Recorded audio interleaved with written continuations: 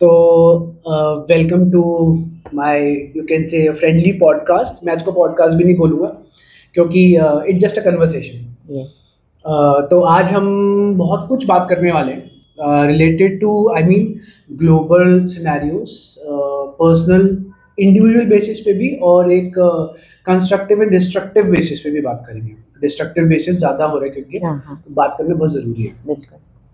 And to start with मैं audience को अपने बता देना चाह रहा हूँ कि मेरे साथ जो भी बैठे हैं, she is a very famous tarot card reader, you palmist, palmist, and you have vastu vastu consultant. Vastu because मेरी नॉलेज ना इस चीज़ में बहुत कम है, तो मैं इसमें बहुत कुछ इमेच्योर साउंड करूँगा। सो मेरे को था कि कोई मुझे मिले ऐसा जिससे मैं इस लेवल की बात कर सकूं, and we will relate that to lot of things happening in the world and the business as well, क्योंकि बिजनेस ही है सब कुछ, I guess, right? Correct, correct. तो मैम का नाम है मीनाक्षी अवस्थी, एंड आपका एक चैनल भी, आई गेस, है ना? हाँ, मेरा एक चैनल है एस्ट्रोमेट्री के नाम से, और वो मेरा एक छोटा सा स्कूल है। ओके। चलिए, मैं आपको अपना फॉर्मल इंट्रोडक्शन सो दे ही देती थोड़ा हूँ। फॉर्मल इंट्रोडक्शन ले लेते हैं मैम से कि so tell me and all the viewers जिन्होंने भी सब्सक्राइब नहीं किया है, कर लेना भाई।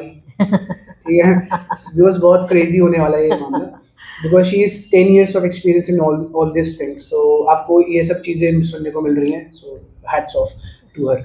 Thank you for coming. Thank you very much. तो आप शुरू कर सकते हो। सो सबसे पहले मैं यही शुरू करूंगी कि 10 year of experience is not much. ये फील्ड ऐसा है जिसमें स्पिरिचुअलिटी भी इन्वॉल्व है। अच्छा। इसमें जितने आप ओल्डर होते जाते हो उतने ज़्यादा आप अच्छे होते चले जाते हो। पर येस, स्टिल 10 years से मैं इस काम को लगातार कर रही हूँ, लगातार लोगों से इंटरेक्शन कर रही हूँ, तो बहुत सारे एक्सपीरियंस जरूर ऐड हो गए हैं।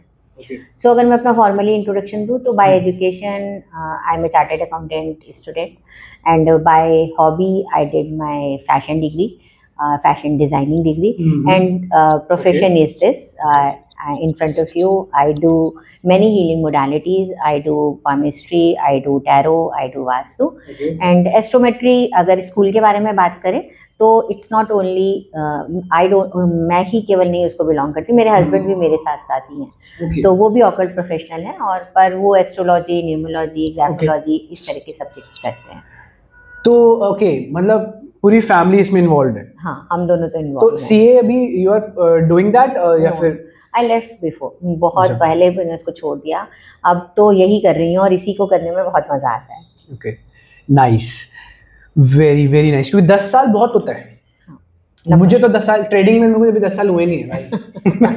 3-4 साल ही हुए, होंगे अब 4 साल। ठीक है। सो हाउ अबाउट कि हम स्टार्ट करें कि आपकी जो वर्टिकल्स हैं इनको ना हम पहले ऊपर हाई लेवल पे टच करते हैं कि भाई लेट्स से टैरो रीडिंग क्या होती है, हाथ को पढ़ना पामिस्ट बोलते हैं, राइट? हैंड रीडिंग वो क्या होती है, और उसके बाद आपका वास्तु। तो आपको क्या लग रहा है, मतलब ये रूम में आपको वास्तु कैसा लग रहा है? मुझे आइडिया नहीं है, ये मैंने फील पे करा है। आप पूरे घर को देखा, हाउ यू फेल दैट कि ठीक है कुछ गलत है? क्या होता है, वास्तु करने के ना बहुत सारे तरीके होते हैं। तो वास्तु बेसिकली आपकी डिपेंड करता है आपकी जो दिशाएं होती हैं, जिसे हम डायरेक्शंस कहते हैं। सो किसी भी जगह का वास्तु करने के लिए सबसे पहले हमें उसे प्रॉपर उसकी डायरेक्शन लेना जरूरी होता है। तो उसके लिए हमें प्रॉपर तरीके से हम कंपास लेते हैं, खड़े होते हैं, डायरेक्शन लेते हैं। उसके बाद हम डिसाइड करते हैं कि भाई यहाँ का वास्तु कैसा और क्या है। पर अगर हम एक नॉर्मल इंसान के लिए समझना चाहें, जैसे आपने बोला हमारे घर का वास्तु कैसे लग रहा है, तो फिर मैं जाऊंगी आपके घर की एनर्जीज पर। अगर मेरे पास कंपास नहीं है और मैं वैसा वाला वास्तु नहीं कर रही हूँ जिसमें मैं डायरेक्शन सेट कर रही हूँ, तो मैं देखूंगी आपके घर की एनर्जीज कैसी हैं। If energy is cooling, I am here, sitting here, talking to you, feeling comfortable, means good energies you have pets. Pets के वैसे भी रहने से आपके घर की एनर्जीज बहुत अच्छी एनहांस हो जाती हैं। ठीक है, तो किसी को एकदम सुपरफिशियली कह देना कि तुम्हारे घर का वास्तु गलत है, ये बहुत गलत तरीका है लोगों का कह देना। वास्तु करने के बहुत सारे तरीके हैं, तो जिसमें मैंने ये एनर्जी, जो अच्छे वास्तु हैं वो एनर्जी स्कैनिंग भी करते हैं। They few people use scanning instruments also to just to scan की एनर्जीज आपके घर की कैसी हैं। तो अगर हम इस कमरे में यहाँ बैठे हैं, वाइब्रेंट सी एनर्जी है एकदम, यहाँ पर बैठ के इंसान एक्टिव हो जाएगा। आपके कमरे में यहाँ आएगा तो उसका मेंटली एक्टिव हो जाएगा। अगर आप 2 चीजें सोच के आए हो तो शायद अब जब इस रूम से निकलोगे तो 4 चीजें ऑलरेडी करके जाओ। तो इस तरीके से भी हम वास्तु देख सकते हैं, based on your vibes. Yes, correct, है ना? ओके। तो मेरे दिमाग में बहुत सारे क्वेश्चंस चलते हैं, और आई एम वेरी श्योर कि जो ये पॉडकास्ट देख रहे हैं इनके दिमाग में ना दिन भर कुछ ना कुछ चलता है कि जैसे कि बहुत बड़े बड़े इवेंट्स हो रहे हैं। आप देखो कि ग्लोबल इवेंट हो रहे हैं, ग्लोबल मैं कहूँगा क्राइसिस हो रही है, एआई नॉक कर रही है।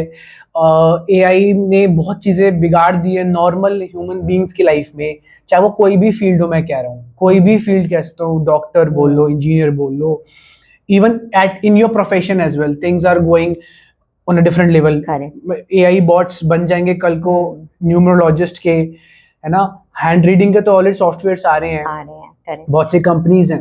एंड जैसे आप वास्तु की बात करो तो सॉफ्टवेयर हैं कि आप ऐसे करो और वास्तु आपको मिल जाए। अगर मैं आज बैठ जाऊँ चैट जीपीटी से पूछूं कि फोटो क्लिक करके डाल दूं उस पे ना, तो मैं उससे अगर पूछ लूँ बात की भाई वास्तु के हिसाब से व्हाट डू यू थिंक भगवान का जो घर है, मंदिर है, मेरी सिटिंग डेस्क है, वर्किंग डेस्क है, ठीक है, वो देगा आंसर।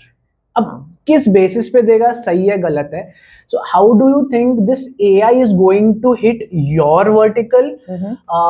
और इसमें भी टाइम लगेगा, और इसमें ह्यूमन की इम्पोर्टेंस एआई क्यों खत्म नहीं कर सकता? What are your views? क्योंकि हम एआई पार्ट से शुरू करेंगे, that is crazy concept going on, right? तो मैं खुद ही एक आईटी का बंदा रह चुका हूँ, तो I so AI definitely it's knocking our door, और हम कितना भी डिले करेंगे हमें खोलना तो उसका दरवाजा पड़ेगा ही पड़ेगा। तो एआई इज हियर, बट मुझे ऐसा लगता है जो मेरा काम है, जहाँ पर हीलिंग आती है, जहाँ पर हम किसी 1-to-1 कनेक्शन क्रिएट करते हैं, तो मुझे लगता है एआई सब कुछ कर सकता है, लेकिन एआई इमोशंस को नहीं गैदर कर सकता। The emotion you are feeling right now, the emotion I am feeling right now, वो एआई के बस के बाहर की बात है। इसलिए शायद मेरा जो एरिया ऑफ एक्सीलेंस है उसमें एआई बहुत कुछ करके भी बहुत कुछ नहीं कर पाएगा। वहाँ पर ह्यूमन इंटरवेंशन चाहिए, क्योंकि ह्यूमन ही एक ऐसा प्राणी है इस दुनिया में जो इमोशंस को सही से गैदर कर सकता है। एनिमल्स कि इमोशन को भी ह्यूमन समझ सकते हैं, है ना? सो मेरे को ऐसा लगता है कि शायद हमारे प्रोफेशन के लोगों को डरने की भी ज़रूरत नहीं है। बहुत सारे एआई के ऐसे एप्स आ गए हैं जिसमें आप अपना क्वेश्चन डालो, वो आपको आंसर देता है। पर क्या एआई वो समझ सकता है कि इस इमोशन, कौन से इमोशन से गुजर रहे हो आप? नहीं समझ सकता। जब मैं हीलिंग करती हूँ, लोग रोते हैं, गाते हैं, हंसते हैं, घंटों बोलते हैं, घंटों चुप रहते हैं, उनके इमोशंस को कौन समझेगा? एआई समझ पाएगा? नहीं। तो आपने जैसे बात करी हीलिंग की, सो हीलिंग, अगर जैसे मेरे को पता है हीलिंग रेकी भी होती है, तो हीलिंग में और भी चीजें होती हैं, बहुत सारे तरीके हीलिंग होती है। And how you do that? Okay, so basically जो हीलिंग, बहुत सारी हीलिंग मोडालिटीज हैं, सबका जो बेस है वो एनर्जी है। एक यूनिवर्सल बेस सबका एनर्जी है, पर सब अलग अलग तरीके यूज करते हैं। सपोज हमारे घर में आलू टमाटर की सब्जी बनती है, आपकी मम्मी किसी और तरीके से बनाती है, मैं किसी और तरीके से बनाती हूँ, आप किसी और तरीके से बनाते हो, पर बनाते हम सब आलू टमाटर की सब्जी ही है। तो डिफरेंट अलग अलग नाम है, अलग अलग तरीके से, अलग अलग थोड़े थोड़े डिफरेंट टूल्स यूज करते हैं, पर सबका अल्टीमेट जो क्या बोलते हैं डेस्टिनेशन है, to heal your emotion, heal your physical body, heal your mental body. तो बस अलग अलग टूल्स हैं, बाकी सब एनर्जी पर ही बेस है। बहुत आजकल के ज़माने में बड़ा ही क्या बोलते हैं फेमस कंसेप्ट है चक्रास का। तो बेसिकली जो एनर्जी हीलिंग मोडालिटीज है वो आपके और चक्रा पर काम करती है। तो इसका कोई पर्टिकुलर एसओपी है या सभी सेम फॉलो कर रहे हैं, या सबका एक अलग तरीका होता है? हाँ, मैंने बोला ना सबका अलग अलग तरीका है। और बहुत सारी हीलिंग मोडालिटीज ऐसे हैं जिन्होंने अपने तरीकों को कॉपीराइट करा रखा है। अच्छा। They charge certain fee and then only you can learn, और उसको दोबारा किसी को सिखाने के लिए भी you need to take licence, ऐसा भी है। और जैसे रेकी जैसी मोडालिटी है, दैट इज अवेलेबल एवरीवेयर। यहाँ तक कि आप यूट्यूब पर भी देखो तो 10-15 लोग आपको फ्री में रेकी सिखाते हुए मिल जाएंगे। पर जिसने इसको मोनेटाइज कर दिया है और ट्रेडमार्क दे दिया है या फिर कॉपीराइट बोल लो, उसे कैसे पता चलेगा कि मैं कहाँ जाके क्या सिखा रहा हूँ? वो वाले स्कूल्स ना आपके ऊपर बहुत एथिक्स लगाते हैं, आपको बताते हैं कि you are going to generate bad karma over that. और ह्यूमन लोग जो भी, अगर मैं आपसे बोलूं आप ऐसा करोगे तो बैड कर्मा जनरेट करोगे, तो कहीं बैक ऑफ माइंड अच्छा, तो इट्स ह्यूमन लेवल पे बेसिकली, मतलब इट्स नॉट दैट कि they can track you everywhere, but it's human level पे they can not track, but ये वाली बात है। और दूसरा उनका जो सर्टिफिकेशन है, सपोज सर्टिफिकेशन वो एक सेंट्रलाइज बॉडी से इशू करते हैं, तो अगर वो वाला कोई और सर्टिफिकेट वो इशू करता है तो नेक्स्ट लेवल के लिए वो वैल्यूएबल नहीं होता है। तो there are many ways, they have their own ways to track this. Okay, तो नाइस, मतलब एक काम करते हैं, now will go, it's introduction कि भाई हम क्या बात करने वाले हैं, है ना। Will talk about from stage 1 to stage 2 and we go on, तो क्लैरिटी रहेगी उसमें बहुत हमारे कन्वर्सेशन में। I want to start with palmistry first. उससे पहले ना एक क्वेश्चन पूछना चाहूंगा कि इतने सारे, do you believe this, okay ये बिजनेस ही है, yes. है ना। पहले का तो पता नहीं, बट मेरे को बीच में जनरली लोग कहते हैं कि तुम्हारे हाथ की जो लकीरें होती हैं वो तुम्हारा फेट डिसाइड नहीं कर सकती, है ना, कि हाथ की लकीरों से तुम्हें तुम्हारी जिंदगी नहीं डिसाइड होगी, तुम हाथ की लकीरों को बदल सकते हो मेहनत करके। ऐसा जनरली लोगों को पता है, बिल्कुल, जो भी ये देख रहे हैं उन्हें भी ये बात सुनने में तो आई है कि भाई हाथ की लकीरें फेट डिसाइड नहीं करती। तो बहुत से लोग इसको मानते भी हैं, बहुत ब्लाइंडली अंधभक्त भी हैं कि नहीं भाई जो हाथ की लकीरों में वही होने वाला है, और उससे डरते भी हैं। और कोई भी बिजनेस या तो डर के कारण ही एक बिजनेस बनेगा, या फिर ग्रीड होगी, या रिक्वायरमेंट होगी, है ना, इसी के बेसिस पे। तो डू यू थिंक ये जो पामिस्ट्री है, ये वास्तु है ना, टैरो रीडिंग है, ये जो पूरा एरिया है, ये ज्यादा किसकी वजह से चल रहा है आज के टाइम पे, और आपको पहले किस टाइम से, मतलब किस इमोशन से चल रहा था, और अभी किस इमोशन से चल रहा है कि भाई ग्रीड ज्यादा है, फियर ज्यादा था? हाउ कैन यू कंपेयर, क्योंकि आप 10 साल से हो इस फील्ड में, from a business point of view क्या बदला है? बिल्कुल, देखिए 2-3 चीजें हैं। सबसे पहले तो क्या हुआ कि एक ही बहुत, ये जितनी भी चीजों का आपने नाम लिया, ये सारी साइंसेस हैं एक्सेप्ट टैरो। पामिस्ट्री हो गई, वास्तु हो गया, एस्ट्रोलॉजी हो गई, न्यूमरोलॉजी हो गई, these are the ancient sciences. ठीक है, तो मैं यहाँ पे जब भी इस चीज के बारे में बात करती हूँ तो मैं ये चीज जरूर कहती हूँ कि you must understand what is the basic difference between science and the art. ठीक है, तो साइंस तो सर्टेन रूल्स पर डिसाइडेड होता है, और बिल्कुल ये साइंस है, पर आर्ट क्या है? ऑफ प्रिडिक्शन, क्योंकि एक ही चीज को, पर्टिकुलर इवेंट को देखने के अलग अलग नजरिए हो सकते हैं, तो that is the art of prediction. ठीक है, so science will remain same, art will be remain different, क्योंकि एक फ्लावर की ड्राइंग आप दूसरे तरीके से एक्सप्रेस करोगे, मैं दूसरे तरीके से एक्सप्रेस करूंगी। आपका फ्लावर रेड हो सकता है, मेरा येलो हो सकता है, आपका बड़ा हो सकता है, मेरा छोटा हो सकता है। ठीक है, तो ये तो बेसिक डिफरेंस यहाँ आ गया। सो प्लीज इस चीज की गलती बिल्कुल भी ना करें। ये जो है सारी मोडालिटीज साइंस है। साइंस बहुत सारे एक्सपेरिमेंट पे बेस होता है, जैसे हमारी आजकल की मॉडर्न चीजें किसी और साइंस के बारे में हम बात करें, चाहे वो फिजिक्स हो या केमिस्ट्री हो, ऐसे ये ऑकल्ट साइंसेस भी साइंस है। पर डिफरेंस कहाँ आया? आर्ट पे आया। जो मेरा पिछला एक्सपीरियंस है, जिस एक्सपीरियंस ने हमें इस मोडालिटी में कूद जाने के लिए मजबूर किया, तो हमेशा से हम लोग ये सब सुनते आ रहे हैं, पर हमने देखा एक फेज आया जिसमें ना एस्ट्रोलॉजर्स, न्यूमरोलॉजर्स या ऑकल्ट प्रोफेशनल ने बहुत ज्यादा फियर क्रिएट किया।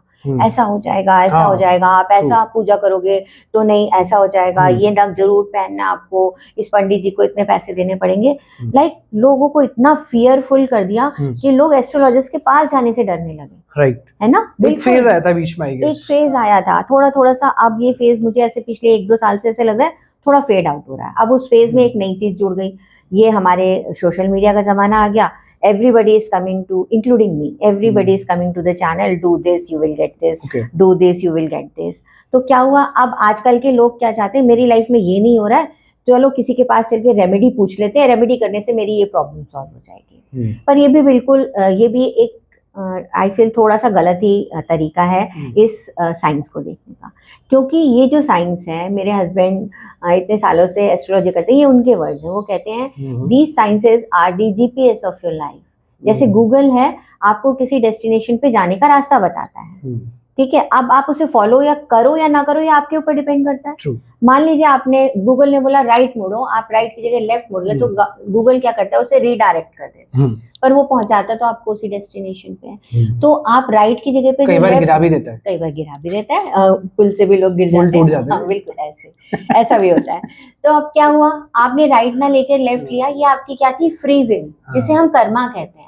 तो destiny is there, but karma is going to decide your fate. Okay, so karma पे बात आ गई है। कर्मा, मैं अगर अपने पॉइंट ऑफ व्यू से देखूं तो जनरली जब लोग कर्मा की बात करते हैं तो कर्मा से डरते हैं कि कर्मा, सो जब कोई किसी को कर्स करता है तो बोलते हैं कर्मा, कर्मा है, देख लियो, कर्मा पलट के आता है। People don't talk karma about as a good karma. Yes, general thinking है, राइट? बिल्कुल बिल्कुल, कि भाई तेरा कर्मा है, हाँ बिल्कुल बिल्कुल, भाई कर्मा है, देख लियो। ये वाले एक होता है ना कि बंदों के अंदर की भाई डराते हैं वो। कोई ये नहीं बोलता कि you have a good Karma. I know बहुत सारे संचित कर्मा होता है आपका, प्रेजेंट कर्मा होता है, पास्ट कर्मा होता है, कुछ कर्मा बदल सकते हो, नहीं बदल सकते। तो मैं अपने पॉइंट ऑफ व्यू से बताना चाह रहा हूँ कि जैसे, और जितने भी लोग ये देख रहे हैं, अगर वो रिलेट कर पाए इस बात को कि भाई तुमने एक स्ट्रीम चूज करी लाइफ में, तुम कर रहे हो, नॉर्मल जिंदगी जी रहे हो, अचानक से तुमको लगता है नहीं यार ये तो मैं करना ही नहीं चाहता था। हाँ।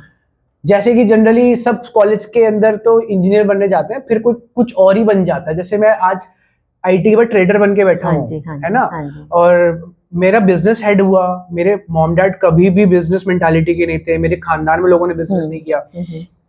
आज मैं एक ट्रेडर हूँ, आज मैं मल्टीपल चीजें कर रहा हूँ, म्यूजिक में भी हूँ, जबकि मेरे को म्यूजिक का सारे गामा नहीं पता था, कभी बचपन से सीखा ही नहीं था, और आज मैं रैप्स म्यूजिक बना रहा हूँ, प्रोड्यूस कर रहा हूँ।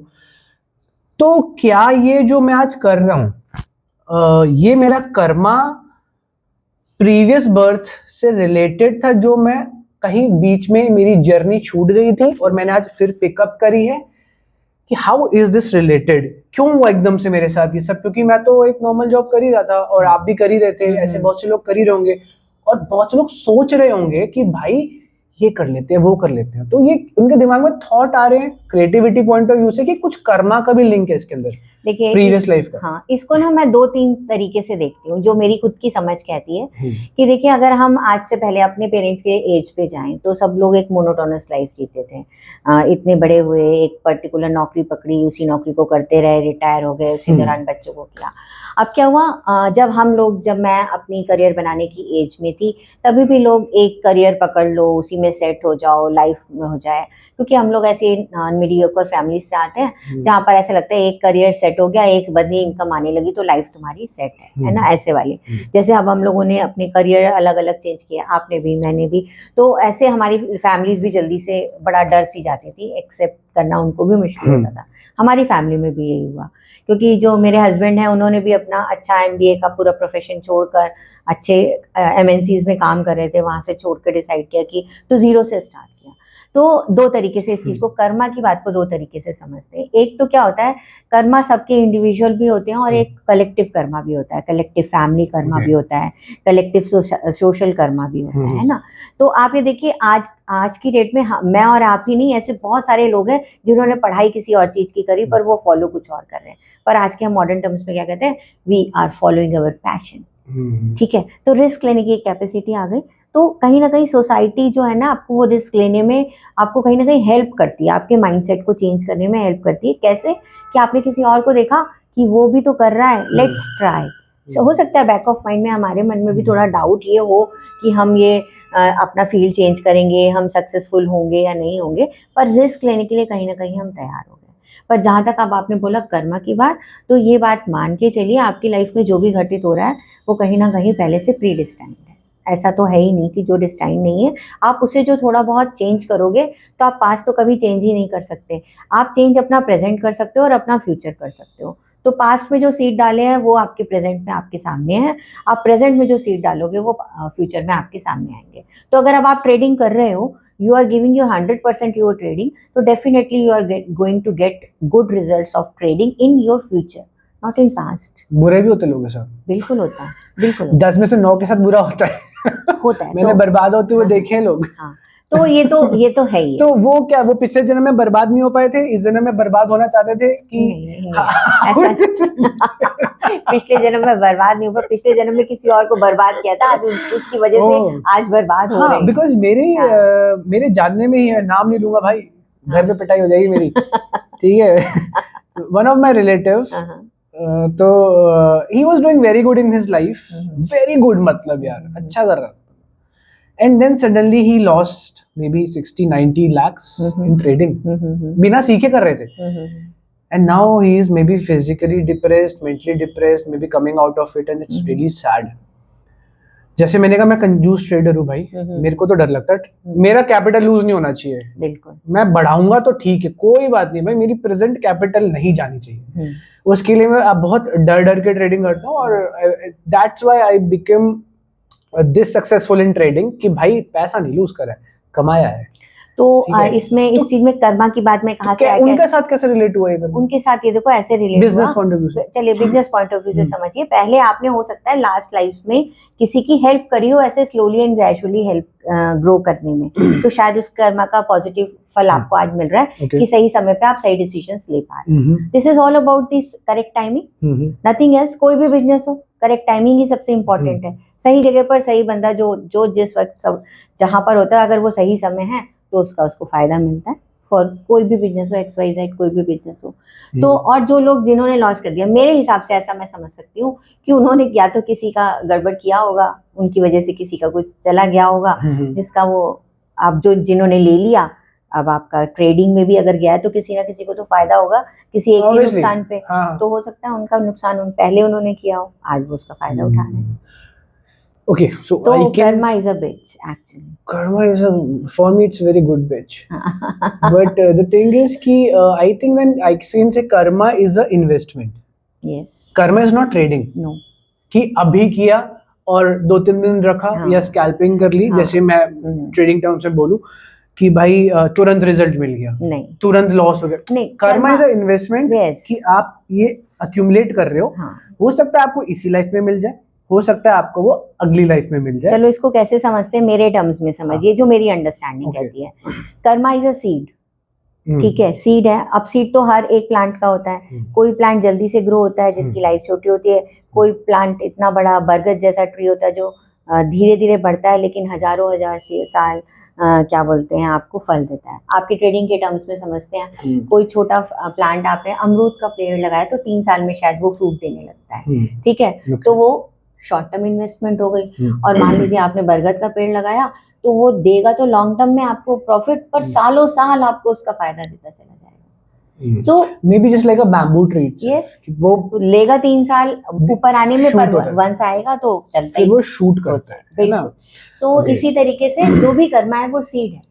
तो आपने जो आज आप जो भी कर रहे हो, यहाँ तक कि जो हम लोग एक दूसरे से बातें कर रहे हैं या नॉलेज शेयरिंग में, इस शेयरिंग में शायद कुछ ऐसी पॉइंट आपको समझ आए जो आपको फ्यूचर में काम आए, या आपकी किसी चीज से मुझे फ्यूचर में काम होगा, तो मेरे आज प्रेजेंट के सीड है जो मुझे फ्यूचर में फायदा देंगे। और क्योंकि हम दोनों यहाँ बैठे हैं तो डेफिनेटली हमने कहीं ऐसा कोई हमने क्रॉस कनेक्शन रखा होगा जिसकी वजह से पास्ट में जो हमारा इस जन्म में इस समय पे ये हमें फ्रूट्स दे रहा है कि हम एक दूसरे से बात कर रहे हैं। चलो हम लोग थोड़े दिनों पहले तक एक दूसरे को जानते भी नहीं थे। मैं आपको बहुत अभी रिसेंटली मैंने आपको जाना है, दिसंबर में फर्स्ट टाइम, मैं बताती हूँ डेट, 9 दिसंबर को हम पहले, 8 दिसंबर को राधा हम फर्स्ट टाइम मिले थे। डेट याद है आपको? यस। ठीक, ओके, ठीक है ना। तो अब हम यहाँ हैं तो we are talking comfortably. It's very sudden यार, मतलब मैंने सोचा भी नहीं था कि कभी मैं बैठ के ऐसे बातें कर रहा हूँ।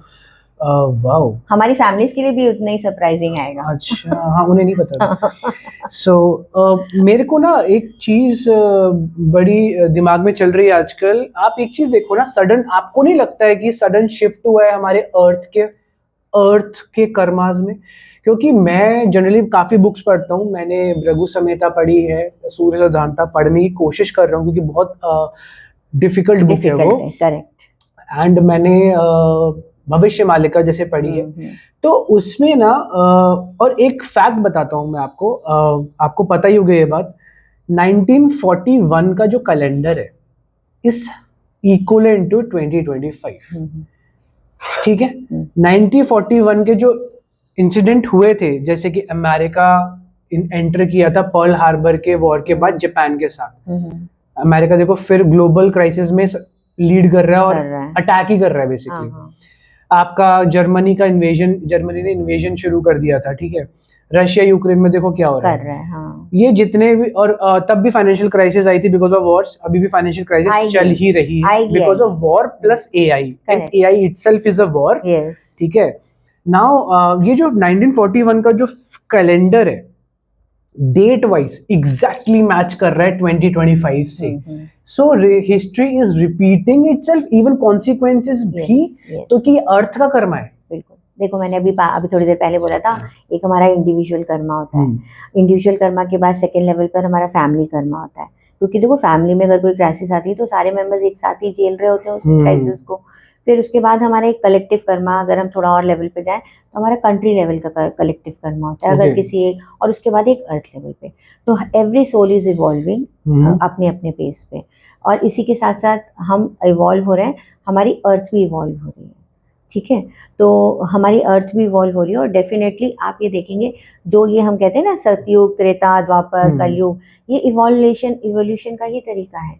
हर एक में अलग अलग तरीके के कर्मा प्रधान हो जाते हैं, और फिर वो उसका एक्सट्रीम पहुंचता है और बर्स्ट होता है।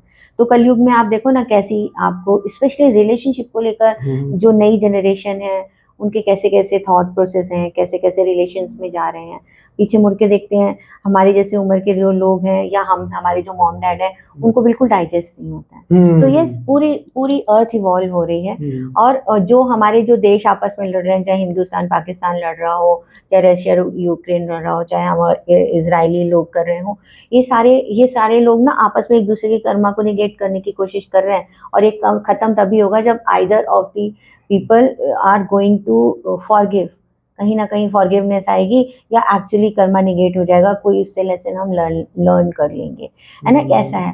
अब मैं एक दिन ऐसी सोच रही थी कि ऐसी सारी चीज़ें जब सुनते हैं पढ़ते हैं कि सब चीज़ें वापस आ रही हैं, आप ये देखिए इंडिया अगर आज पाकिस्तान के ऊपर अटैक कर रहा है, बीइंग अ पर्टिकुलर, अगर हम कहें कि वो मुस्लिम कंट्री है, तो आप ये सोचिए कि जब इंडिया और पाकिस्तान का पार्टीशन हुआ तो मुस्लिम लोग ही अलग क्यों गए, ये भी तो एक क्वेश्चन हो सकता है ना। कोई और कम्युनिटी भी तो जा सकती थी, जा सकता था। और अगर देखिए हम पुराना, और औरंगजेब, अकबर, बाबर, आजकल बड़ा ये सब चल रहा है, तो उन्होंने इंडिया पर हमला किया था, तो तब लूजर कौन था? हम ही थे। अब हम अपर हैंड पे आ गए, हम किसके ऊपर अटैक कर रहे हैं? उन्हीं के तो एंसेस्टर्स पे कर रहे हैं, उन्हीं के तो उस पे कर रहे हैं, नेक्स्ट जनरेशंस पे। मतलब ये मेरा थॉट प्रोसेस है, मुझे ऐसा लगता है हम इससे कनेक्ट कर सकते हैं। सही बात है ना? तो दैट एग्जैक्टली आपने सही बोला। मेरा एक फिर क्वेश्चन आता है दिमाग में कि कर्मा खत्म क्यों नहीं हो रहे? ये देखो, आपको नहीं लग रहा साइकिल है भाई, मैंने आज अच्छा किया, मेरे साथ कल अच्छा हुआ, मेरे साथ बुरा हो गया। क्यों बुरा हुआ? क्योंकि मेरे पास्ट में कर्मा बचा था, संचित कर्मा, जिसको यहाँ पे इक्वल होना था, सो दैट मेरे जितने भी बैड वाइब्स कह लो, या मेरे सोल का इवॉल्व होना ही धरती पे आने का पर्पस है, ऐसा मैंने हर जगह सुना है, मैं भी फील करता हूँ। हम सब इवॉल्व होने के लिए बने हैं, and that is leading to your invasion, क्योंकि भाई उस कंट्री को इवॉल्व होना है, क्या लैंड के टर्म्स में वो इन्वेड कर रहा है, इसको फाइनेंशियली इवॉल्व होना है, ये टैरिफ वॉर लगा रहे हैं, है ना। फिर किसी को इमोशनली इवॉल्व, तो मुझे नहीं लग रहा किसी कंट्री को इमोशनली इवॉल्व होना, कंट्री को नहीं होना है, मुझे नहीं लगता। मुझे नहीं लगता, क्योंकि नहीं, मुझे फिर इसमें कॉन्ट्रडिक्शन भी है। सतयुग से त्रेता इमोशनली इवॉल्व नहीं हुए थे, हम नीचे गिरे थे, हमारा एवोल्यूशन नहीं हुआ था। त्रेता से द्वापर में एवोल्यूशन नहीं हुआ था, नीचे गिरे थे। अब द्वापर से हम लोग कलयुग में जब आए हैं, तो हम लोग, हमारा ग्राफ नीचे ही जा रहा है, अब जाएगा ऊपर, हमारा ग्राफ नीचे जा रहा है, मतलब हम सेलिंग ही हो रही है, लोग सेल ही कर रहे हैं, बाई नहीं कर रहे हुई। तो मेरा कहने का मतलब है कि यार ये प्रोसेस खत्म क्यों नहीं हो रहा? मैं आपसे इसलिए पूछ रहा हूँ क्योंकि मेरे को ये बहुत सवाल खाता है, बहुतों को खाता होगा जो ये वीडियो देखने वाले ना, और अगर खाए ना भाई और तुमने सब्सक्राइब नहीं किया, मैं बताऊंगा तुम्हें तो मैं ये खत्म क्यों नहीं हो रहा चक्कर भाई? मतलब स्पिरिचुअली भी मैं इवॉल्व हो रहा हूँ और 100% में नहीं हो सकता। पैसा भी मस्त कमा लिया मैंने, लेट से 100% में पूरी दुनिया का पैसा नहीं कमा सकता, मैं हैप्पी एंड सेटिस्फाइड। फिर ये दुख काहे नहीं खत्म होता बे? देखो कहाँ से आ रहा है, गलत कर्मा क्यों आ रहा है भाई? चलिए अब इस चीज को ना, मैं अभी तक जितना भी मैंने पढ़ा समझा उसके अपनी अंडरस्टैंडिंग के हिसाब से I am actually willing to answer you, I am very excited to answer you this. See 2 answers हैं इसके। पहले एक आंसर, एक से शुरू करते हैं। आपने बोला कि हम कर्मा होते ही जा रहा है, हम करते ही जा रही है, साइकिल घूमती जा रही है। तो भी कर्मा के बारे में तो ये बात है कि आपको अच्छे कर्म भी भुगतने हैं और बुरे कर्म भी भुगतने हैं, यानी कि उसका भी बैड का तो बैड मिलेगा, गुड का गुड भी मिलेगा, और ऐसा नहीं हो सकता कि बैड का बैड मिल रहा है और गुड का गुड ना मिले। तो ये कर्मा का साइकिल ऐसा है कि अगर एक ये बैलेंस शीट है, दोनों ही आपको यूज करने पड़ेंगे। आपको जो बड़े बड़े लर्नर्ड जो गुरुज हैं वो ये कहते हैं कि आप अच्छे कर्म करोगे तो राजा महाराजा बन के आ जाओगे, ये या आप आज के जमाने में पॉलिटिकल लीडर्स बन के आ जाओगे, या अंबानीज और ये सब बन के आ जाओगे, पर वो अच्छे कर्मों का फल है। मान लो आपके अच्छे कर्म इतने अच्छे हो गए कि इस पृथ्वी के अच्छे कर्म, मतलब यहाँ पर उतने आपको उसके गुड फ्रूट्स नहीं मिल सकते, तो आपने सुना होगा ब्रह्मलोक होता है, स्वर्ग लोक होता है, तो उन लोगों में जाओगे। मैं बचपन में छोटे में मेरे पेरेंट्स ना राधा स्वामी सत्संग में जाते थे, तो वहाँ पर गुरुजी कहते थे अगर आप अच्छे कर्म करोगे तो राजे महाराजे बनने आ जाओगे, और भी ज्यादा अच्छे करोगे तो देवी देवता बन के आ जाओगे, पर आपको कहीं ना कहीं उन अच्छे कर्मों का भी फल लेना पड़ेगा। तो क्या होता है, हम लोग बीइंग अ ह्यूमन, हम अच्छी चीजें हमारी लाइफ में जो हो रहा है हम कभी उसे कंसीडर ही नहीं करते, उसके लिए थोड़ी रोते हैं। रोते तो ये है ना कि ये हो गया, ये नहीं हुआ, ये नहीं हुआ, ये नहीं हुआ, हमें क्या मिला उसके लिए तो हमने कुछ किया ही, हम उसके लिए तो उसको कभी नोटिस भी नहीं करते। ठीक है, तो कर्म तो आप चाहे अच्छे करो और चाहे बुरे करो, आपको भोगने पड़ेंगे। पर अच्छे कर्म करने का फायदा ये है कि आपकी जो स्पिरिचुअल ग्रोथ है, एक्चुअली जो आपकी सोल को इवॉल्व होकर जो परम धाम में जाना है या मोक्ष की तरफ जाना है, उसमें हेल्प मिलती है। क्योंकि जैसे आप अच्छे कर्म करते हो तो आपकी जो आत्मा है वो शुद्ध होती चली जाती है। ठीक है, ऐसे सा आप समझ लीजिए। अब we are not a spiritual gurus जो हम उस टर्म में समझा पाए ये, बट ये मेरी एक नॉर्मल मैन के हिसाब से जो अंडरस्टैंडिंग है। पर कुछ लोग ये सोच भी नहीं रहे हैं, जैसे मैंने आपसे ये बात पूछी, मैं सोच रहा हूँ, आप सोच रहे हो, पर कुछ लोग इस वे में सोचते ही नहीं है कि उनको फर्क ही नहीं पड़ता कर्मा है भी कि नहीं है, इससे आगे क्या होगा, मतलब वो सोच नहीं है, they are just doing it. इतनी क्रुएल्टी आप देख रहे हो एनिमल्स पे, डॉग्स पे जो मुद्दा चल रहा है, क्या मेरे को लगता है अच्छे लोगों के बीच में और बुरे लोगों के बीच में लड़ाई है। It's not about dog lover and dog hater. वो डॉग लवर नहीं है, वो लोग गाय को भी बचाएंगे अगर कुछ गलत देखेंगे, वो इंसान को भी बचाएंगे अगर कुछ गलत देखेंगे। लेकिन जो दूसरा एक ग्रुप है, they are not that you can say spiritually evolve. क्या वो इतने स्पिरिचुअली इवॉल्व नहीं है कि उनको इमोशंस की मीनिंग समझ में नहीं आ रही है, and they just killing and doing everything. See वो लोग ना सामने वाले जानवर को जानवर समझ रहे हैं, सोल नहीं समझ रहे हैं, है ना। वो आदमियों को भी अगर उनके साथ भी हेट कर रहे हैं या उनके साथ भी कुछ मिसबिहेव कर रहे हैं, तो वो सोच रहे हैं कि ये खत्म हो गया, एक्चुअली खत्म नहीं हुआ है। वो जब हम किसी को सोल लेवल पर देखते हैं ना, तो चाहे गाय हो, भैंस हो, मच्छर हो, आप मच्छर के लिए भी हिट डालने से पहले ना एक बार सोचोगे कि यार मैं इसको जिंदा तो नहीं कर सकती। मेरे मन में तो कभी कभी ऐसा आता है, मैं छिपकलियों को बचा देता हूँ, विंडी फॉक्सी मार है ना। तो वो होता है ना, तो हम क्या होता है, हम उन्हें सोल लेवल पे सोचते हैं कि ये भी तो एक सोल है ना। तो वो जो एनिमल लवर्स हैं वो एक्चुअली सोल लवर्स हैं, उनके मन में कंपैशन है टुवर्ड्स दी एवरी सोल, मैं ऐसा समझती हूँ। और जो लोग इस तरह के नेगेटिव वर्क करते हैं, वो ये सोचते नहीं है, उनके मन में ये वाली कंपैशन नहीं है, शायद कंपैशन, क्योंकि किसी को भी मारने के लिए ना आपके अंदर बहुत ज्यादा द्वेष, या जिसे हम एंगर कहते हैं, वो होनी चाहिए, तभी आप किसी को मार सकते हो। आप बताइए, आप अपने, मान लीजिए आपके घर में छोटे बच्चे हैं, उन्होंने कुछ गलत काम किया है, तो आप उन्हें जब मारने चलते हो तो क्या आप उसके बाद शांत हो जाते हो? आपके अंदर कितनी ज्यादा एंगर रहती है, और उस एंगर से खुद को निकलने में भी कितना टाइम लगता है ना। तो ये दिस इज अबाउट, कहते हैं 7 घंटे तक आपका एंगर आपकी बॉडी में रहता है, उसके बाद आपकी नर्वस सिस्टम और डीएनए भी ना शांत होता है 7 घंटे के बाद, अगर आपने गुस्सा करा हो तो। ये एक साइंटिफिक फैक्ट है वैसे। बिल्कुल बिल्कुल, ये साइंटिफिक और ये मेरे को भी फील होता है कि होता है ना। हाँ। तो और वैसे भी जो कर्मा के बारे में हम इतना ज्यादा बात कर रहे हैं, तो कर्मा जो सबसे पहले आपके मन में, आपके दिमाग में आता है एक थॉट के रूप में। जब वो ज्यादा बढ़ जाता है तो उसका फिजिकल रूप में आप उसको बाहर निकालते हो, और अगर या वर्बल रूप में निकालते हो, वर्बल के बाद आप फिजिकल रूप में निकालते हो। किसी के बारे में अगर आप गुस्सा कर रहे हो तो पहले दिन मन में गुस्सा होते हो ना, हाँ। जब गुस्सा के आवेग इतना ज्यादा बढ़ जाए तो फिर मुंह से कुछ गलत बोलते हो, और अगर उसका आवेग और ज्यादा बढ़ जाए तो शायद हाथ पैर चलाते हो, और फिर उससे भी ज्यादा बढ़ जाए तो शायद आप उसके साथ मारपीट या उसको खत्म करने के बारे में सोचते हो। तो आप ये सोचिए कि जो लोग ये कर रहे हैं उनकी खुद की क्या स्थिति है, वो अपने साथ कितना बुरा कर रहे हैं, दूसरे के साथ तो जो and they are internally not happy, I guess। कैसे होंगे? नहीं है वो, आपने तभी अभी वो फैक्ट दिया ना, 7 hours वाला फैक्ट दिया, तो इतना ज्यादा जो क्रुएलिटी की हद तक पहुंच जाएगा तो अपना नर्वस सिस्टम को कितना डैमेज करेगा। एंड आई थिंक ऐसे लोग जिंदगी में सक्सेसफुल नहीं हो पाते, रीजन बीइंग क्योंकि वो प्रोग्रेसिव माइंडसेट नहीं है, डिस्ट्रक्टिव माइंडसेट है। पर इधर भी कॉन्ट्राडिक्टरी है कि I have seen many people who are not doing good to the people, they are still very successful in their life, and what is that? Again a karma, I guess। Again a karma, they are actually enjoying the life of past karma, of past good karmas, but whatever they are doing wrong in this karma, they are going to get the results for sure। कब मुझे तो शायद नहीं पता, पर 100% मिलेगा। तो ठीक है ना। अभी तो एक ना बुक है, मैंने जनरली बीच में पढ़ी थी कुछ 1 साल पहले, भृगु संहिता। भृगु संहिता में कुंडली कैसे पढ़ते हैं, आपके बर्थ के according ascending moon, descending moon, ascending sun, descending sun करके सैजिटेरियस का क्या होगा, कैप्रिकॉर्न का क्या होगा, ऐसे ऐसे लिखा हुआ था। तो मैंने कोशिश करी उसको समझने की। जब मैं अपने उस पर पहुंच गया, तो मैं सैजिटेरियस हूँ बाय बर्थ, राशि से मैं कैप्रिकॉर्न हूँ, तो मैं कस्प हूँ बेसिकली। उसमें पता है, I was shocked to know कि भाई उसमें क्या लिखा हुआ है। मैंने पढ़ाई करी, मैंने कॉलेज गया, फिर मैंने जॉब करी, eventually I turn into a trader and a musician. उसमें लिखा हुआ था पहले से कि तुम्हारा जो इंटरेस्ट एंड हॉबी और प्रोफेशन होने वाला है, इस बंदे का इस डेट के हिसाब से सैजिटेरियस है, या तो वो डांसर होंगे, या तो म्यूजिशियन होंगे, या तो वो ट्रेडर होंगे, या तो डायमंड एक्सपोर्ट इंपोर्ट करेंगे।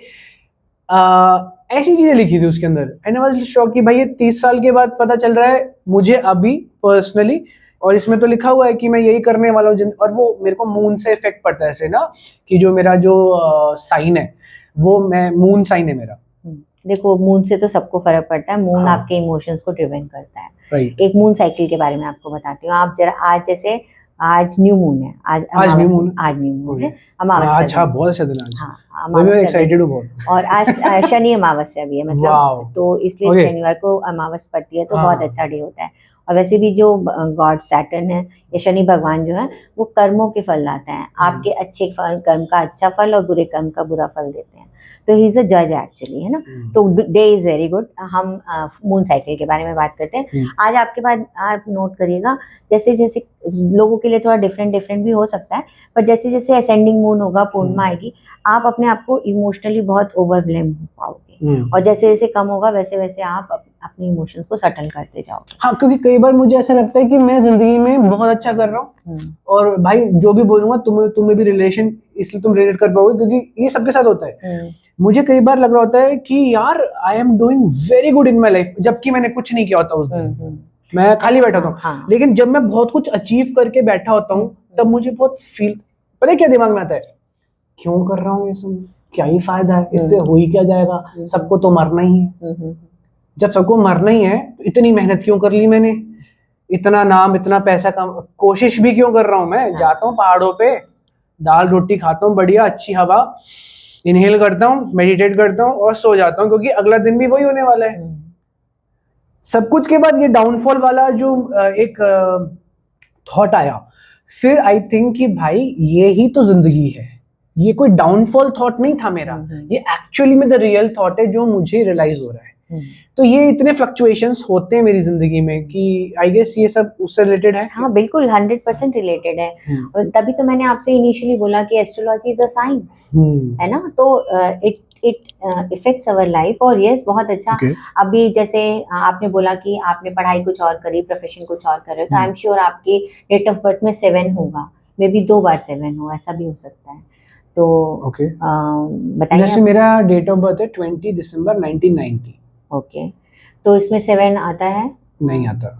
इसमें ये है कि मेरा जो टोटल एक सुपर क्या बोलते हैं नंबर होता है ना, सबको ऐड करते हैं। एक होता है बेसिक नंबर हाँ और एक होता है डेस्टिनी नंबर। हाँ, तो तो बेसिक दो नंबर है है मेरा वो तो 2 है। 20 December is 2 is your basic number हाँ, and destiny number will be the add of whole number. तो वो भी 2 आता है मेरा। वो भी 2 सबको ऐड करते हैं ना, तो वो तो आप 2 नंबर ही हूँ मैं। ठीक है, तो अब आपने 2 नंबर ही बोला ना, और आपके डबल 2 तो हो ही गए बेसिक और डेस्टिनी, बाकी हम देखेंगे तो हाँ, और तो you tell me about that. ठीक है, मजा आएगा। सो मून और रिबन जिनको पता करना है, अगर किसी को कोई पूछना है, तो मैं इनका नंबर डायरेक्टली डाल दूंगा। यू कैन कॉन्टैक्ट देम, इनका यूट्यूब चैनल भी है। और भाई कमेंट पे बता देना, सो वी कैन जैसे मैं पूछ रहा हूँ, you can also ask and she will reply. Okay, तो इसको बनाने के लिए मुझे पेपर पेन चाहिए होगा because I need to make your grade. पर अदरवाइज अगर हम इसी अच्छा। पॉडकास्ट को कंटिन्यू करते हैं तो आपके दो नंबर जो है वो मून ड्रिवन होता है। एज यू सेड, मैं मून से ड्रिवन हूँ, तो आपको मून साइकिल वाकई बहुत प्रभावित करती होगी। और जो ऐसे लोग होते हैं इमोशनल, बहुत इमोशनल होते हैं, सारे डिसीजन दिल से लेते हैं। तो लाइफ में अप्स एंड डाउन्स जो भी होते हैं, बेसिकली क्या होता है, हार्ट ड्रिवन पीपल है। मतलब प्रैक्टिकल चीजें बहुत कोशिश करते हुए कि मैं प्रैक्टिकल डिसीजन लूँ, पर एक्चुअल जब डिसीजन होता है उसमें तो कहीं ना कहीं इमोशनल ऐड ही हो जाता होगा। तो ये तो 2 नंबर वाले लोगों के साथ है ही है। और आप लोग बहुत ही, जो ये आप कैमरा के सामने ये सब कर रहे हो, ये भी 2 नंबर आपको बहुत अच्छे से देता है। और आपके जनरली लोगों का जो कहते हैं ऐसे कि 2 नंबर जब आता है आपके दशांतर दशा ऐसे में, तो वो ऐसे लोग अच्छे स्टेटस के लोगों के साथ उनका उठना बैठना हो जाता है। तो मे बी जब मैं आपका एक्चुअली बनाऊंगी न्यूमरोलॉजिकली चार्ट बनाऊंगी तो शायद ज़्यादा अच्छे से बता पाऊँ। पर ये ओवरऑल बेसिक बहुत सतही लेवल पर जो चीज़ें मैं एकदम से कह पा रही हूँ वो कह रही हूँ। हाँ, ये चीज़ें बिकॉज मैं आपको एक फैक्ट बताता हूँ कि जैसे ये अगर आप जैसे सतयुग का जो वो है ना, जैसे 4,32,000 कलयुग बोलते हैं, फिर सतयुग है, त्रेता है, द्वापर है। अगर आप इनकी कैलकुलेशन करो ना, जो आप कह रहे हो टोटल जब सबको ऐड करते हैं, क्या बोलते हैं उसे? Destiny number. सबका डेस्टिनी नंबर 3, 6 और 9 ही आएगा। आप 24 आवर्स कर लो, 2 + 4 6 होता है।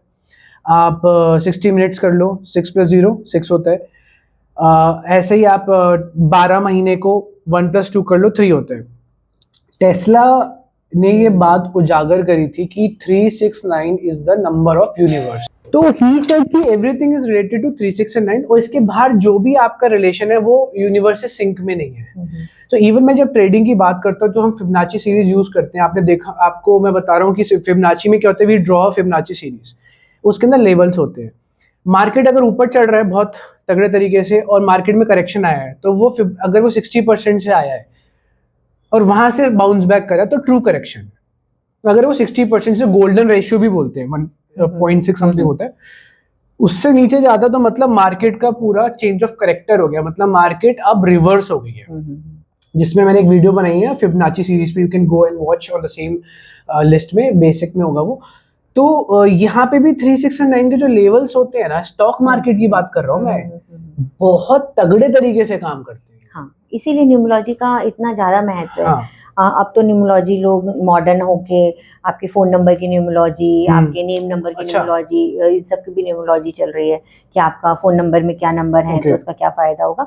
उसका बेसिक रिलेशन ये है। वैसे numbers are very important in our life. हम अपने स्क्रिप्चर्स को देखते हैं, हमारे 108 मन के होते हैं, इन सब में भी कहीं ना कहीं नंबर इन्वॉल्व है।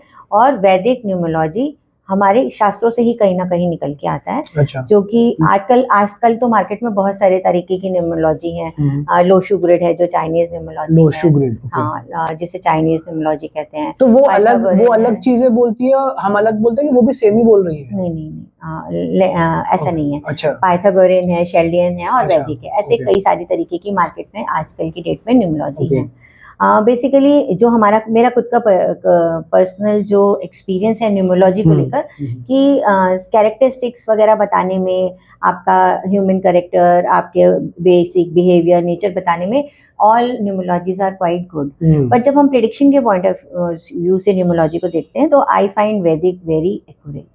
Very accurate. बस बेसिक डिफरेंस जो समझ में खुद को आता है कि जो वैदिक न्यूमरोलॉजी है उसमें हम एस्ट्रोलॉजी की तरह दशा, अंतरदशा, प्रत्यंतर दशा पर काम करते हैं। अच्छा। तो कौन कौन सा नंबर किस किस टाइम पर आ रहा है, कैसे कॉम्बिनेशंस बन रहे हैं और उसका क्या प्रेडिक्शन होगा।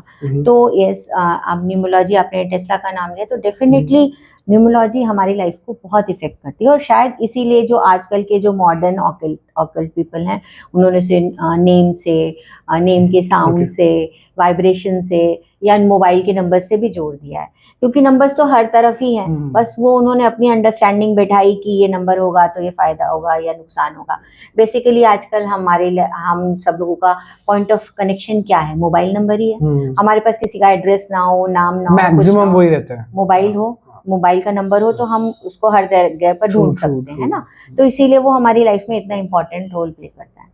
पर जो लोग न्यूमरोलॉजी फोन न्यूमरोलॉजी करते हैं, फोन नंबर न्यूमरोलॉजी करते हैं, मुझे बस अपने लेवल पर करते हैं लोग ऐसा, बिल्कुल करते हैं, स्पेसिफिकली करते हैं कि आपके में 55 है तो क्या मतलब है, 41 है तो आपकी पीठ में जरूर दर्द होगा। ऐसे हाँ, ऐसा होता है क्या? ऐसा होता है। ये सही है कि गलत है? कुछ सही है, कुछ नहीं है। कल को मैं नंबर चेंज कर लूंगा फिर क्या होगा? नंबर चेंज करोगे तो उसका इफेक्ट पड़ेगा। इसका पीछे लॉजिक मेरे को जो समझ में आता है कि ये नंबर्स आपके सबकॉन्शियस लेवल पर काम करते हैं। मैं जब भी आपके लिए वो नंबर्स बोलती हूँ या डायल करती हूँ तो उसकी वाइब्रेशन क्रिएट होती है। Everything is vibration on this earth. तो वो वाइब्रेशन आपके लिए कहीं ना कहीं धीरे धीरे जो लॉ ऑफ मैनिफेस्टेशन या लॉ ऑफ अट्रैक्शन का जो सिद्धांत है उसी के ऊपर ये काम करता है। बट ये कितना सही है, कितना, ये बिल्कुल 100% सही है कहने के लिए बड़ा जल्दी है, क्योंकि अभी किसी ने क्वांटाइज ही नहीं करा है मतलब इसको एक्चुअली इसके लिए एक अच्छा सैंपल साइज का क्वांटिटी होनी चाहिए और फिर उस पे एक्सपेरिमेंट हो,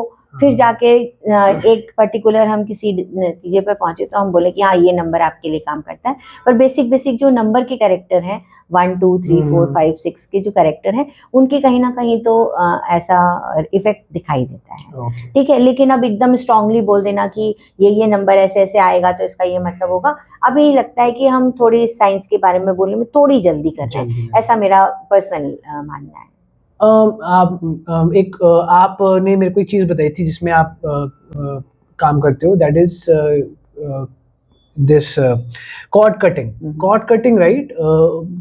क्या है वो? Akashic record and chord cutting, ये मेरे लिए दो बहुत न्यू टर्म है।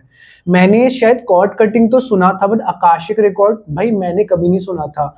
जिन्होंने सुना हो शायद उन्हें बताओ तो थोड़ा इसके बारे में कि क्या होता है, ये क्या नई चीज है कि पहले से आ रही है, क्या है ये? सी अभी मैंने आपसे बात करी एवरीथिंग इज एनर्जी, अभी मैंने बोला एवरीथिंग इज वाइब्रेटिंग। ठीक है, तो कॉर्ड कटिंग और आकाशिक रिकॉर्ड दोनों ही पुराने टर्म्स हैं और अभी फैशन में नए आए हैं, है ना। ज्यादा लोग इसे यूज कर रहे हैं, शायद पहले भी लोग इसे यूज करते थे। आपने देखा होगा, पहले आपने सुना होगा किसी के सामने गए, उसने आपके मन पढ़ के बता दिया कि तुम्हारी पिछली लाइफ में ये था, फ्यूचर में होगा। मेरी दादी जैसे मुझे एक स्टोरी सुनाती थी कि हमारे यहाँ एक कोई बहुत पुराने से साधु, ऐसे बहुत बूढ़े साधु वो भिक्षा मांगने आए, तो उन्होंने मेरी दादी ने उनको जो भी कुछ दिया तो उन्होंने बोला कि बेटा तेरे को जीवन में बहुत दुख मिलेगी या ऐसे कुछ बोला, मुझे एग्जैक्टली नहीं याद है। तो उन्होंने क्या किया पता नहीं, फेस रीडिंग करी, माइंड रीडिंग करी, फ्यूचर रीडिंग करी, क्या करी, या अपनी इंट्यूशन सुनी, या उनको कुछ डाउनलोड हुआ, कुछ एनर्जेटिकली उनको पता चला, उन्होंने ऐसा बोला। अब ये तो मेरी दादी बताएंगी कि उसके हिसाब से उनका जीवन कैसा गया, या हम अपने तरीके से देखते हैं। तो ये जो कॉर्ड कटिंग के बारे में है, तो ये कॉर्ड कटिंग जो ये एनर्जी के बारे में है। हम जिससे भी मिलते हैं, जिसके बारे में भी सोचते हैं, हम उसके साथ एक एनर्जेटिक कनेक्शन डेवलप कर लेते हैं। ये इनविजिबल कॉल्स होती हैं, ठीक है। जिसके बारे में जितना ज्यादा सोचते हैं उसके साथ उतना स्ट्रॉन्ग कनेक्शन बनाते चले जाते हैं। हमारे लव्ड वंस के साथ हमारे साथ स्ट्रॉन्ग कनेक्शन होते हैं। और जो दूर है, मान लीजिए कि मेरे को सलमान खान पसंद है, तो सलमान खान के साथ अभी मेरे दिमाग में सलमान खान की पिक्चर आ गई और मैंने उसके साथ एक एनर्जेटिक कॉर्ड डेवलप कर लिया। आप और मैं बैठे बात कर रहे हैं, हमने कॉर्ड डिस्क अपने अंदर डेवलप कर ली। अब जैसे हमने अपनी, तो ये वन साइडेड भी तो हो सकता है? वन साइडेड भी हो सकता है और टू साइडेड। जैसे वन साइडेड लव कर बैठे हैं लोग, है ना, एक तरफा प्यार, फिर उनकी कॉर्ड तो एक तरफ ही कनेक्ट हुई है, दूसरी तरफ से नहीं हुई है, तो ये क्या वन साइडेड हो गया ना? तो हाँ, तो फिर हम एक बंदा एक की एनर्जी सक करता रहता है ना, या दूसरा नहीं करता। तो कॉर्ड कटिंग का मतलब क्या हुआ फिर कि तो उस इंटेंशनली है कि ये इंटेंशनली उस थॉट से, उस पर्सन से, उस जगह से, उस मेमोरी से, इस इमोशन से अपने आप को डिस्कनेक्ट करना। कॉन्शियस डिसीजन लेना कि I don't want to think about this. Suppose किसी की डिफिकल्ट मैरिज है, ठीक है, डिवोर्स हो गया, लेकिन वो पर्सन चला तो गया, दोनों अलग अलग रास्ते चले गए, पर एक दूसरे के लिए अभी भी बुरी बुरी बातें सोचते हैं, तो एक दूसरे की एनर्जी को ड्रेन करते हैं। ट्रू। ठीक है, और जबकि वो फिजिकली प्रेजेंट भी नहीं है, फिजिकली प्रेजेंट नहीं है। क्वांटम इंटेंगलमेंट भी तो बोल सकते हैं हाँ, इसको। बिल्कुल बोल कॉर्ड कटिंग को अगर हम बात करें साइंटिफिक टर्म्स में, तो ये इट्स काइंड एस्ट्रोलॉजिकल टर्म में भी बोल रहा हूँ मैं एक बार, इसको क्वांटम इंटेंगलमेंट बोलते हैं कि तुम्हारा इलेक्ट्रॉन या तुम्हारा पार्टिकल दूसरी गैलेक्सी में भी है, जहां से तुम्हारा पैरेलल यूनिवर्स का कॉन्सेप्ट आता है और मल्टीवर्स का कॉन्सेप्ट, कि वो they are in sync right now. Yes yes, right now invisible cord, invisible cords, बिल्कुल ये वही है। तो क्या होता है कि जो अब मान लीजिए 2 पर्सन है, डिवोर्स हो गया, यही केस ले लेते हैं, रिलेशनशिप में ऐसे कॉर्ड्स बहुत ज्यादा मेजर डेवलप होते हैं। वही हो रहा है, डिवोर्स बढ़ते ही जा रहे हैं, डिवोर्स बढ़ते ही जा रहे हैं। डिवोर्स नहीं, जिसका हो भी गया डिवोर्स, पर अगर आपका डिवोर्स हो गया तो जो भी पर्सन आपके बारे में बुरा बुरा सोच रहा है वो आपको अभी भी एनर्जी ड्रेन कर रहा है, क्योंकि आपकी कॉर्ड्स तो उसके साथ कनेक्टेड है।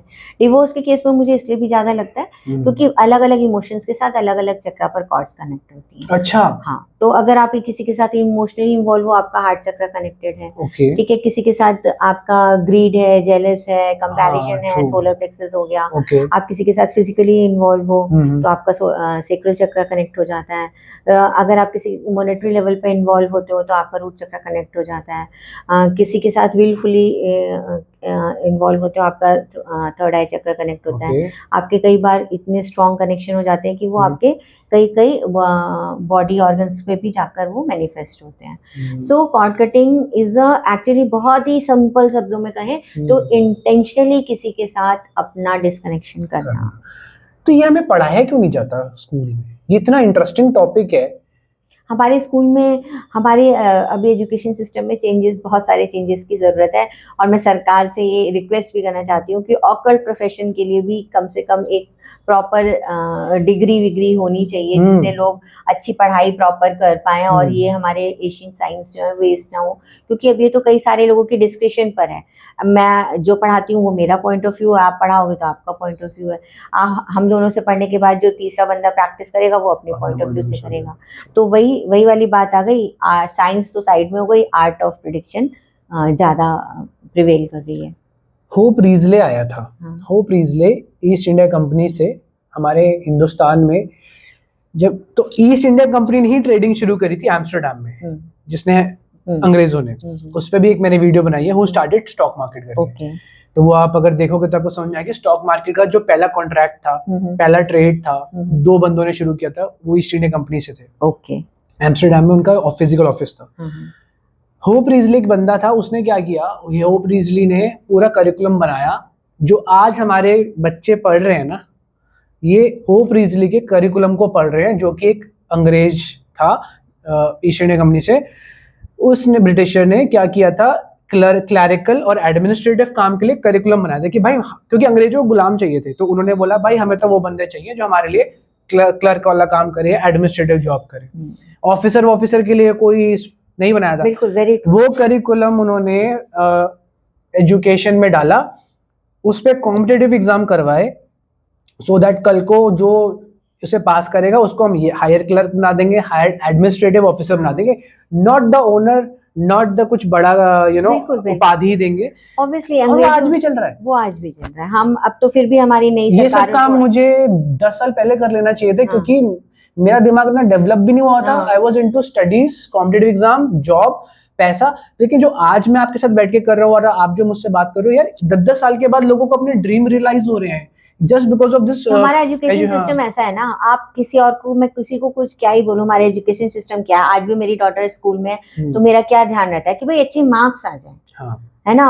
वही वो जो अभी थोड़े दिनों पहले आमिर खान की पिक्चर जो आई थी, जिसमें कह रहे थे काबिल बनो, हम क्या बीइंग अ पेरेंट ये समझ पा रहे हैं कि काबिल बनो। अब धीरे धीरे हमारे दिमाग थोड़े खुल रहे हैं, जब मैं कुछ और कर रही हूँ, आप जैसे लोग कुछ और कर रहे हैं, तो अब हम अपने बच्चों को थोड़ी फ्रीडम दे रहे हैं कि बेटा आपको जो करना है आप वो करो, ठीक है ना। आज से 20 साल पहले ऐसी फ्रीडम किसी के पास नहीं थी। सब इंजीनियर बन रहे थे, डॉक्टर बन रहे थे, चार्टर्ड अकाउंटेंट बन रहे थे, मतलब सब उसी रेस में दौड़ रहे थे ना। तो बात वही है, एजुकेशन सिस्टम में एक्चुअली इम्प्रूवमेंट की बहुत ज़रूरी है। और मेरे को ऐसा लग रहा है हमारी जो नई अब एजुकेशन पॉलिसी आई है वो थोड़ी हद तक इलिबरेटेड है, जिसमें 4 साल का ग्रेजुएशन प्लस सर्टिफिकेशन कोर्सेज आप साथ साथ कर सकते हो अलग अलग टॉपिक्स पे। मतलब मान लीजिए आपने साइकोलॉजी ऑनर्स पढ़ने के लिए सोची, पर आप उससे अपार्ट जाके अगर आपको कंप्यूटर में कुछ सर्टिफिकेशन करना है तो आप कर सकते हो। तो थोड़ा थोड़ा सा लिबरेशन आ रहा है, पर अभी बहुत काम करना बाकी है। You are very correct. अंग्रेजों ने जो कैरिकुलम बनाया वो क्लर्क और बाबू बनाने के लिए ही बनाया था। उनको हायर एजुकेशन वाले स्मार्ट पीपलों की जरूरत नहीं थी, क्योंकि उन्हें पता था smart people are going to ask question, they don't wanted that. Japan में एग्जाम्स नहीं होते, जापान में कोई फेल ही नहीं होता, कोई फेल ही नहीं होता, क्योंकि वो लाइफ स्किल्स सीखते हैं। जापान से तो हमें बहुत कुछ सीखने मिल सकता है, और जापान के बारे में जितने भी थ्योरीज पढ़ते हैं ऐसा लगता है अमेज ही होते हैं। वहाँ के लोग 100 साल जीते हैं, एक गाई जो बोलते हैं उसका। सो वो किताब पढ़ने के बाद मुझे ये जरूर लगा कि एटलीस्ट जब हम कहते हैं ना हमारे जैसे माइंडसेट होते हैं कि 60 साल पर हम रिटायर हो जाएंगे, उसने मुझे ये सिखाया कि 60 साल पे रिटायर नहीं होना है, ऐसा काम ढूंढना है जो हम मरते दम तक कर पाए। और शायद अब नहीं क्यों है, हाँ शायद अब मैं उस प्रोफेशन में हूँ जो मैं मरते दम तक मैं ये काम कभी नहीं छोड़ने वाला, चाहे मुझे सक्सेस मिले ना मिले। I have many ways of making money, but ये मेरा मजा है। और इससे शायद बहुत से लोग इतना कुछ रियलाइज करेंगे आज ये वीडियो देख के, और इतना सोचेंगे शायद आज ये वीडियो को जब वो बंद करेंगे कि भाई यार कुछ तो था जो सोचने में मजबूर करा, है ना वो चीज। तो बात वही है कि हमें करना तो वही चाहिए जिसमें हमें करने में मजा आता है। और अभी थोड़े दिनों कल परसों मैंने एक रील देखी थी, उन जज का नाम मैं भूल गई, शायद वो यूएस के कोई जज थे और 900 ईयर के थे, and he was on death bed, like hospital bed पे बैठ के एक वीडियो बना रहे थे और वो बता रहे थे अपना लाइफ एक्सपीरियंस। और वो शायद बहुत फेमस हैं काइंडनेस के लिए। मैंने उनकी 1-2 रील फिर उसके बाद देखी, एक बार देखने के बाद, कि जैसे मान लो किसी के पेरेंट ने कोई ट्रैफिक रूल तोड़ा और उनके वो कोर्ट में आया, तो उनके बच्चे से पूछते थे आप बताओ आपके डैड को क्या सजा देनी चाहिए, कितना फाइन करना चाहिए। तो काइंडनेस बिहाइंड, मतलब उनके पीछे ये था कि रूल को फॉलो करवाना ज़रूरी है, पर ये भी उसके साथ एम्पैथी और सिंपैथी होना भी बहुत ज़रूरी है कि किसी ने एक क्राइम कंडक्ट किया है तो उसके पीछे क्या रीजनिंग थी।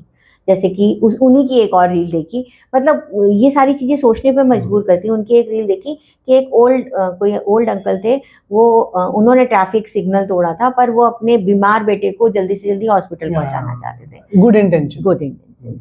सो उनकी जो देख के मुझे बहुत अच्छा वो तो नहीं जो एक बाहर की रील फेमस हुई थी जिसमें बहुत एजेड बंदा आता है और जज के सामने बैठता है, मे भी वही बहुत एजेड है वो, और जज बैठ के बोलते हैं कि मैं 90 इयर्स ओल्ड हूं, मेरी वाइफ को कैंसर था और अपने बेटे को कैंसर था, मुझे नहीं पता, शायद मैंने जो देखा उसमें उनके बेटे को लेके जा रहे थे, एंड ही जज stood and hug him and being a friend. वो सीरीज बनाते हैं वैसे। अच्छा हाँ, तो वो उसके बारे में था। तो मैं यही कह रही हूँ कि अगर आप अपनी पसंद का काम करते हो ना, तो आप दूसरे के फायदे के बारे में भी सोच पाते हो, क्योंकि you are in a good state of mind. ये एक बहुत मेजर चीज है। किसी भी बिजनेस को चलाने के लिए पैसा जरूरी है, पर अगर आप उस चीज को एंजॉय करके करते हो तो उसके पीछे आप ना अपना 100% डिलीवरी करते हो, प्लस जिस भी चीज के लिए आप पैसे चार्ज कर रहे हो। सपोज मेरा भी प्रोफेशन है, हम भी कंसल्टेंसी के चार्ज करते हैं, या पढ़ाई किसी को वो कोर्स पढ़ाने के पैसे चार्ज करते हैं, पर उसके पीछे अब हम इंटेंशन क्या रखते हैं कि हमने ये सर्टेन अमाउंट ऑफ मनी लिया है, इसके बदले में मुझे 100% देना है। ये थॉट प्रोसेस इसलिए आता है क्योंकि वो करने में हमें मजा आता है। क्योंकि हमें ये नहीं है कि अगर ये डर, जब हम किसी काम को करने में मजा करते हैं तो हमारे मन से शायद ये वाला डर हट जाता है कि ये भी मैं इसे सिखा दूंगा तो he will never come back to me. हाँ, बहुत लोग सोचते हैं। हाँ, तो इसलिए ये जब इसीलिए मुझे ऐसा लगता है कि सबको अपनी पसंद का काम करना चाहिए, और जब हम पसंद का काम करते हैं ना, वी नेवर गेट टायर्ड। हमारी मम्मियाँ जो किनको खाना बनाना पसंद है, अपने बच्चों की पसंद का खाना बनाती हैं, रात में 11 बजे भी उठ जाती हैं खाना बनाने के लिए, तो क्यों? उसके पीछे क्या है? एक उनके कंपैशन टुवर्ड्स द किड्स और लव, और खाना बनाने के बाद वो जो सेटिस्फेक्शन उनका बच्चे के खाने के बाद आए। तो हम जब अपनी पसंद का काम करते हैं तो हमें भी वो सेटिस्फेक्शन रहता है कि चलो आज तो हमने कुछ अच्छा काम किया। तो अगर मैं ग्लोबल लेवल पे बात करूँ कॉर्ड कटिंग की, तो ये कॉर्ड कटिंग क्या यूनिवर्सल लेवल पर, let's say if I talk about planet Earth, उस लेवल पे मैं बात करूं, प्लैनेटरी लेवल पे, तो प्लैनेटरी लेवल्स पे भी कॉर्ड कनेक्शंस होते हैं। Earth as a, let's say I consider Earth as an living object ही तो है Earth, right? It's not dead, right? Dead होता तो हम भी नहीं होते।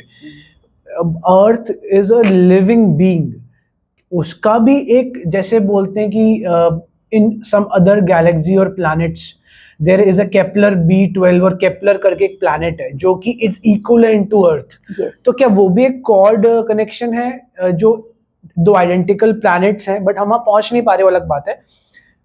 व्हाट डू यू थिंक, ये भी कुछ चलता है क्या ऐसा? मुझे ये कॉर्ड्स का तो नहीं आइडिया है और मैंने इसके बारे में कभी सोचा भी नहीं, शायद अब आपके क्वेश्चन पूछने के बाद सोचूं। बट हाँ, मुझे ये ज़रूर पता है कि हमारा ऑरा है, हमारा कलेक्टिव ऑरा है, और we all are in the aura of अर्थ।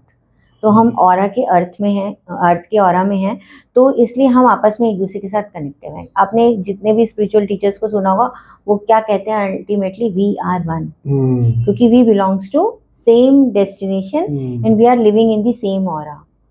ठीक है, तो वी आर वन। तो आपने ये देखा होगा कि जो लोग ब्लेसिंग्स करते हैं या किस इंटेंशन से करते हैं कि सबको मिले, तो इसके पीछे भी बहुत अच्छी साइंस है। पर हाँ, कॉर्ड्स के बारे में तो मैं दूसरे गैलेक्सी, मुझे लगता है कि ये एक एपिसोड में हम इतना कुछ कवर कर नहीं पाएंगे, क्योंकि बातें बहुत इंटरेस्टिंग चल रही हैं, क्योंकि एक बारी में ये सब चीजें कवर नहीं हो सकती। तो हम will keep on doing that, क्योंकि बहुत इंटरेस्टिंग टॉपिक्स हैं, ये कभी नहीं खत्म होगी मुझे लगता है। कॉर्ड कटिंग, क्या हम कोई पर्टिकुलर तरीके होते हैं जो आप सजेस्ट करते हो कॉर्ड कटिंग्स के लिए लोगों को? हाँ। या वो अपने, क्योंकि इंडिविजुअल बेसिस पे मैंने जो रियलाइज किया था, I had a very bad relationship and it all started from Kasol. मैं कसौल गया था, बहुतों को पता है। तो जब ये सब चीजें खत्म हुई ना मेरे साथ,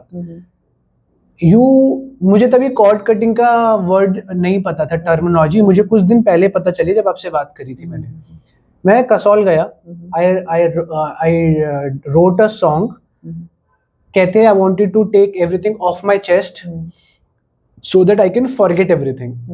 क्योंकि आप एक मेंटल ट्रॉमा में फंसे होते हो एंड यू फील कि यार इससे बाहर कब निकलना है, चाहते भी हो, नहीं भी निकल भी नहीं पा रहे, उधर फंस गया बीच में, वॉइड में, ना अच्छा ना बुरा।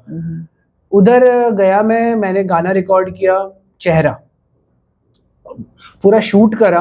ऑब्वियसली मैं घूमता हूँ, शूट करता हूँ पूरा, उस चीज को मैंने फिर रिलीज किया। और जब मैं वहां से आया, आई फेल्ट सो लाइट कि भाई मेरी यादें जहां से शुरू हुई थी ना, मैं उसको वहीं दफना के आ गया। कि ये कॉर्ड कटिंग, बिल्कुल, ये इंटेंशनली आपने उस इमोशन को वहां छोड़ दिया। देखो कॉर्ड्स जो हैं, इंटेंशनली छोड़ा और अनइंटेंशनली जानते हो कि कॉर्ड कटिंग है। हाँ, देखो क्या होता है कि जो हमारा सबकॉन्शियस माइंड है ना, थोड़ा सा अगर हम कॉन्शियस और सबकॉन्शियस माइंड के बारे में जाने, तो जो हमारा सबकॉन्शियस माइंड है ना, चीज़ों के रिलेटेड इमोशंस को क्या बोलते हैं, वो स्टोर करता है कि ये चीज़ आपको अच्छी लगी, ये चीज़ आपको बुरी लगी। ठीक है, तो जो पास्ट है हम कभी नहीं चेंज कर सकते, फ्यूचर के लिए हम अपने आप को रिलीज कर सकते हैं।